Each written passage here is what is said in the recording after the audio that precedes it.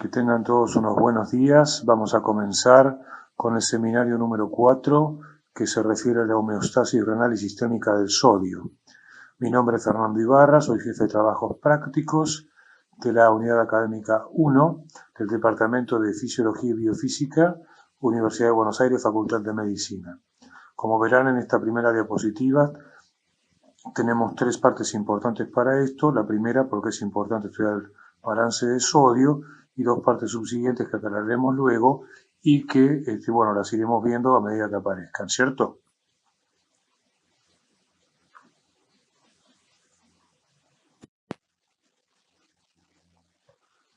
El seminario 4, como dijimos, representa la homeostasis renal y sistémica del sodio. Sus objetivos son que al finalizar el seminario y el trabajo práctico, el alumno debe ser capaz de entender que el contenido de sodio del compartimiento corporal define el volumen del líquido extracelular y comprender su asociación con la presión arterial. Ven, ya ahí tenemos un concepto importante. Volumen del líquido extracelular y comprender la asociación con la presión arterial. Comprender, el segundo punto es comprender y explicar el balance de sodio. El tercer punto es analizar el transporte transepidural de sodio, así como sus características en los diferentes segmentos de la nefrona. Y el cuarto es conocer los mecanismos que regulan el balance de sodio. Como verán, los temas, si bien son todos referentes a sodio, son variados y pueden tener una duración un tanto larga. Por lo tanto, vamos a hacer lo siguiente. Nosotros vamos a dividir la clase de la siguiente manera. Vamos a dar una primera parte en la que vamos a definir por qué es importante estudiar el balance de sodio. Una segunda parte en la que veremos el manejo tubular renal del sodio, los mecanismos y transportadores renales. Y una tercera parte es la regulación neurohormonal del transporte tubular de sodio. Claro que ninguna es separada una de la otra, pero lo hacemos a fines didácticos, de poder desarrollar y no crear una gran cantidad de temas o de confusión rápidamente, ¿cierto? Bueno, ahí vamos a comenzar entonces. Primera parte. ¿Por qué es importante estudiar el balance de sodio?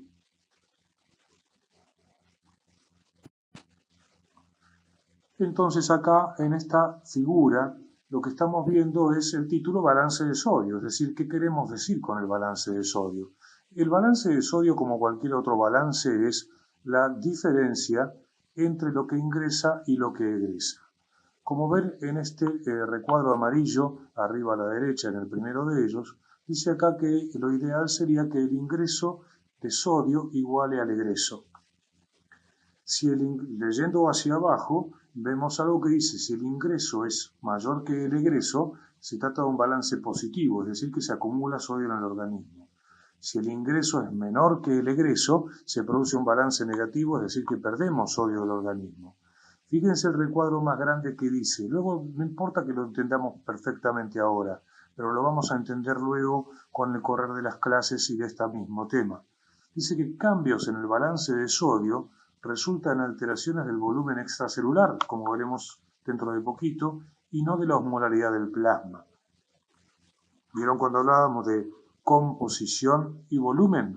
Bueno, resultan alteraciones del volumen extracelular y no de la osmolaridad. Cuando hablamos de balance, hablamos de ingreso y hablamos de egreso. Y entonces allí nos vamos a centrar en la figura de la izquierda, que es un recuadro rojo, que tiene flechas azules que ingresan, las curvas, o salen, también la curva de abajo, y flechas rectas que también ingresan o salen. Como ven, el ingreso de sodio, acá ponemos una cantidad promedio, es 8 gramos por día, son 140 miliequivalentes o milimoles por día, recuerden que es un catión monovalente positivo, catión, justamente por eso podemos hacer milimoles o miliequivalentes en forma similar. ¿Cómo ingresa el sodio al organismo? Por la ingesta. Yo el sodio lo adquiero comiendo alimentos. Salando la comida, alimentos procesados, fundamentalmente es la manera que lo podemos adquirir. Luego vamos a discutir un poco más este tema, qué importancia tiene. Y en la orina, ¿cómo aparece en la orina? Bueno, cuando lo elabora el riñón, lo filtra, lo manejan los túbulos y lo eliminan por la orina. ¿Qué es importante? Fíjense ustedes, el sudor y las heces prácticamente no eliminan nada de sodio por sudor y heces. En cambio, por orina prácticamente eliminan todo. Esto tiene una importancia doble, fisiológica y clínica. ¿Cuál es la fisiológica? Que el riñón es el que lo trabaja y por eso es el que establece los cambios en el balance de sodio que resultan en cambios en el volumen y composición. Y por otro lado, al ser la orina fundamentalmente el fluido que lo elimina, si yo mido el sodio en orina, mido cuánto elimino por día, puedo saber cuánto comió ese paciente de sodio en el día. ¿Comprenden esto? O si soy claro, disculpen, si soy claro.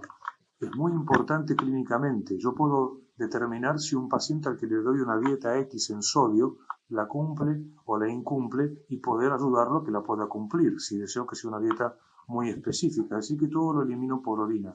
Tiene importancia clínica enorme. Pasamos a la siguiente.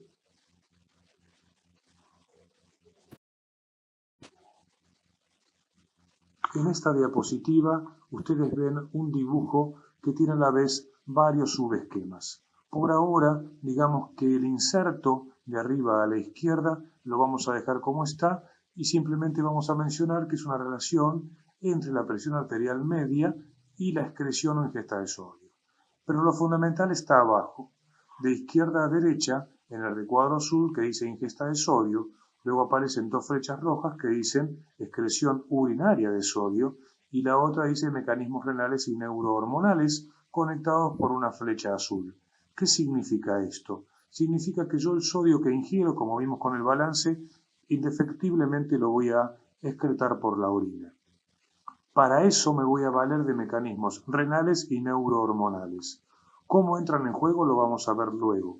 Pero en un primer momento, en un primer pantallazo o visión, vamos a decir que en la vida cotidiana los mecanismos renales, filtración glomerular, manejo tubular, suelen ser suficientes para que ese sodio que ingerimos, si más o menos es una dieta constante la que consumimos de sodio, sea suficiente para poder excretarlo en la orina.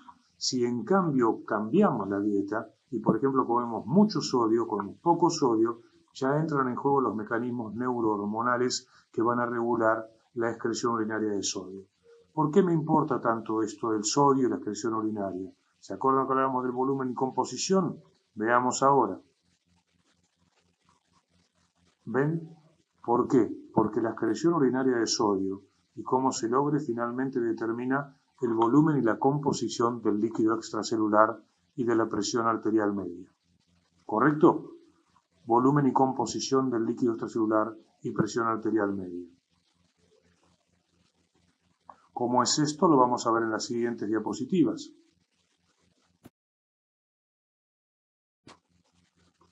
Esta diapositiva, que ya la conocemos de cuando vimos las clases de introducción, vamos a ver que acá en esto lo que nos muestra es cuánto hay de líquido extracelular. Tenemos un 20% de líquido extracelular, como ustedes recordarán, repartido de la manera del intravascular y el intersticial. Es decir, que estamos hablando de una persona de 70 kilos, estamos hablando de 14 litros de líquido que tenemos que mantener su volumen y composición. Solamente de esos 14, 3,5 litros están dentro del plasma, pero que tienen una importancia tremenda, ¿cierto? ¿Vemos por qué? La anterior habíamos visto cómo se distribuye en todo el organismo. Ahora lo vemos como en un foco, en cualquier sector del organismo que querramos verlo. En la piel, en el riñón, en el hígado, en los músculos, vamos a tener esa red de arterias, venas y capilares, y en los capilares se va a producir todo esto que vemos al costado, es decir, el intercambio permanente. ¿Están en equilibrio? No. Están en estado estacionario y en intercambio permanente. El sodio del intravascular con el sodio intersticial y luego también de alguna manera con el sodio del intracelular. Pero veamos cuando hablamos de cada uno del extracelular su importancia. ¿Cuánto tenemos de sodio en el líquido extracelular?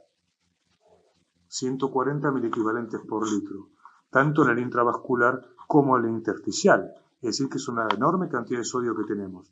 Por cada litro de plasma o de líquido extracelular, aquel que llamaba Claude Bernard el medio interior, tenemos 140 miliequivalentes por litro. Esa es la relación que guarda. Si yo sumo 140 miliequivalentes más de sodio, voy a también sumar 1 litro más de líquido. Y ahí está el mantenimiento adecuado del volumen y de la composición del líquido extracelular. ¿Cuánto tenemos de sodio, en el intracelular? 10 a 20 miliequivalentes por litro, es decir, una cantidad prácticamente 10 veces menor a la otra, o más. Esto se logra merced al trabajo de la bomba sodio-potasio TPasa, que se encarga de mantener este gradiente en forma permanente, bombeando sodio hacia afuera y potasio hacia adentro. ¿Cierto? Pero acá hay una cosa que hay que recordar también muy importante, que mantiene parte del intercambio del estado estacionario. Recuerden el coeficiente de reflexión del sodio a nivel de la membrana plasmática, el coeficiente de Staberman. El coeficiente de Staberman del sodio es 1, es decir que el sodio, por esta característica y por esto de la bomba, prácticamente se refleja todo, ingresa al intracelular una pequeña cantidad que es extruida, pero se mantiene el estado estacionario y la vinculación e intercambio de fluidos entre el líquido extracelular y el intracelular. Pero fundamentalmente ahora nos ocupa el extracelular. Todo esto ocurre merced a que los riñones filtran, reabsorben y eliminan estas sustancias que provienen de la dieta y mantienen el volumen y composición del líquido extracelular. Continuamos entonces.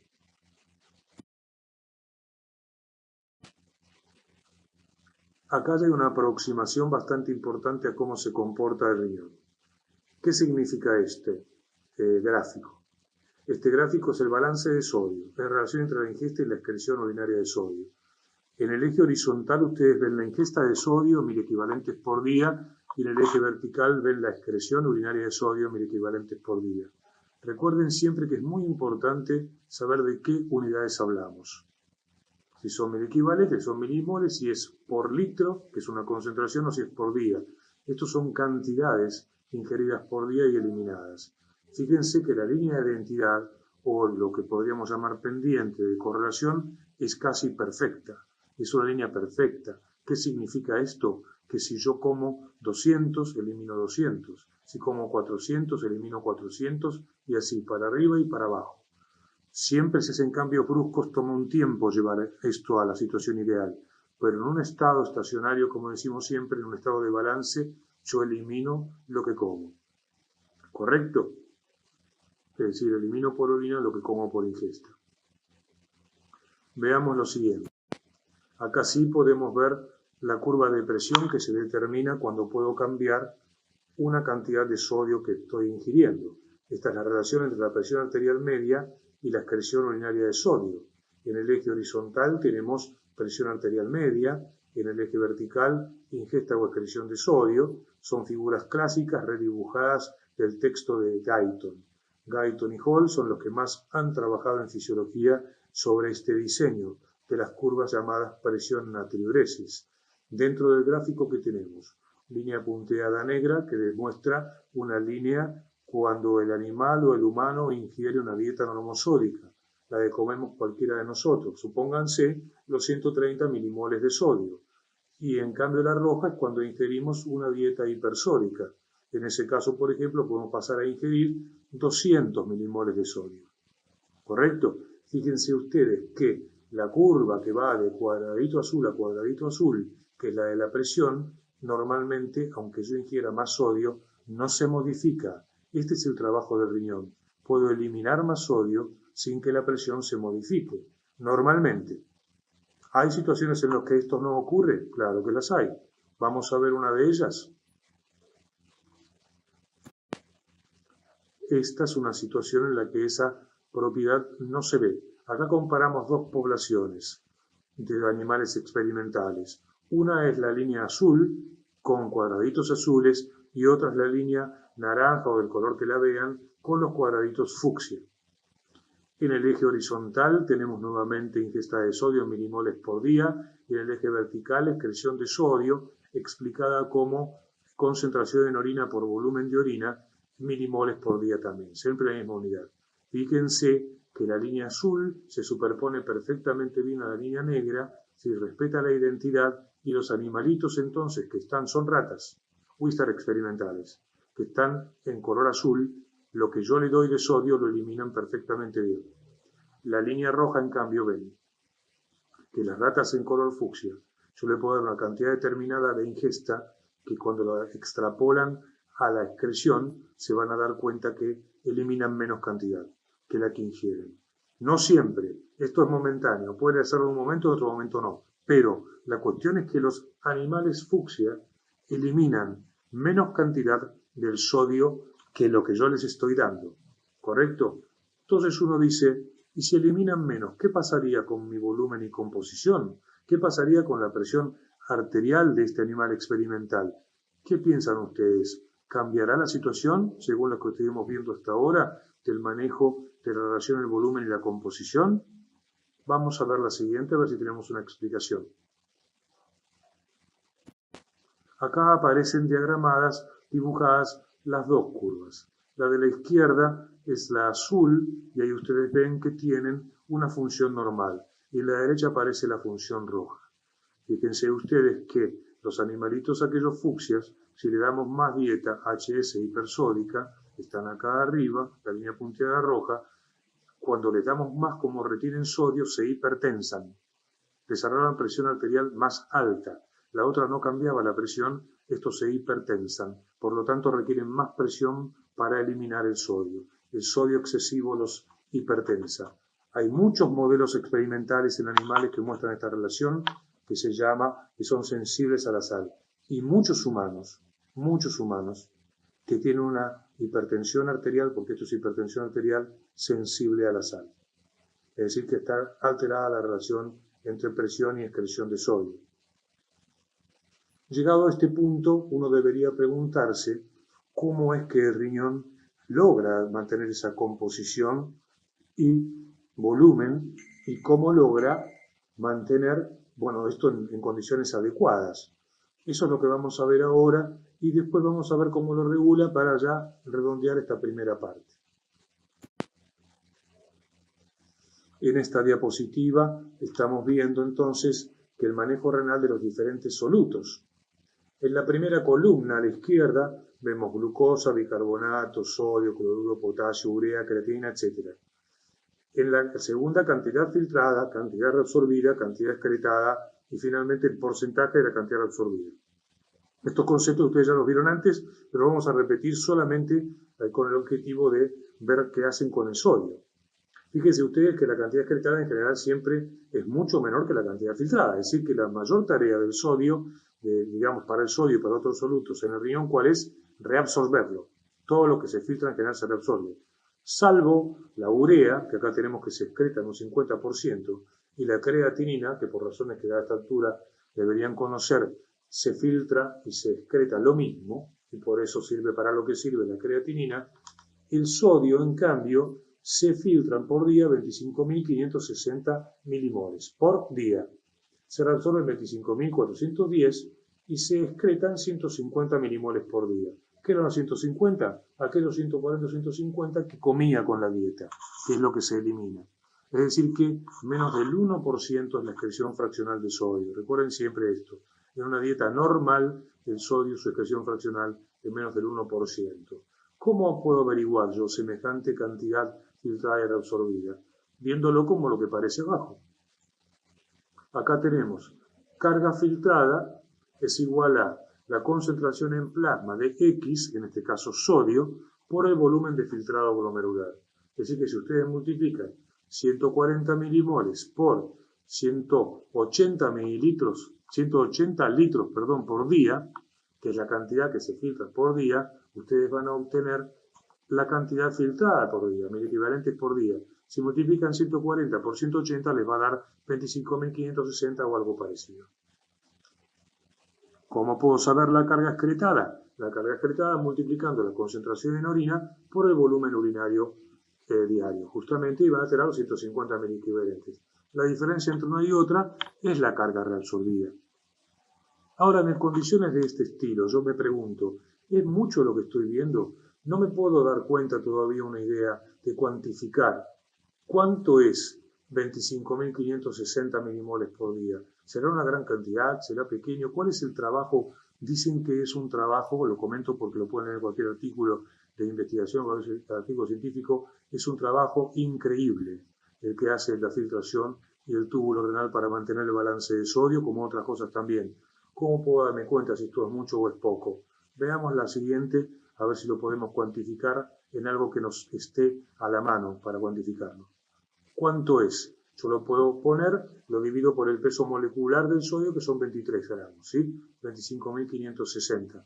¿Y qué nos da? Veamos la siguiente. ¿Qué les parece? ¿Es poco o es mucho lo que filtra? ¿Se dan cuenta? Pongo una marca desconocida para nosotros porque así no hacemos propaganda al divino botón.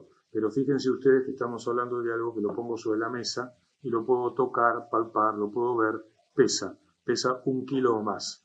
Esto es lo que filtra el riñón por día y lo que elimina es algo que uno ni lo ve. Son 150 milimoles por día. Por eso es un trabajo que tiene, es un trabajo impresionante en cuanto a cantidad y una precisión extraordinaria. Perfecto. Luego vamos a continuar con la segunda parte. Espero haber sido claro en esta primera.